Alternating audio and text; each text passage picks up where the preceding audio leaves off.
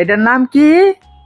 Dragon ফল। হ্যাঁ বন্ধুরা, ছোট্ট ছোট্ট ড্রাগন ফল খাইবা, শরীরে পুষ্টি হবে, শক্তি হবে। ভিডিওটি ভালো লাগলে সাবস্ক্রাইব করে দিবা। ড্রাগন ফল খাইতে কেমন লাগে? টেস্টি টেস্টি, টেস্টি লাগে। ড্রাগন ফল খাইলে কি হয়? শক্তি হয়। শক্তি হয়। তাহলে ড্রাগন ফল খেয়ে নেও।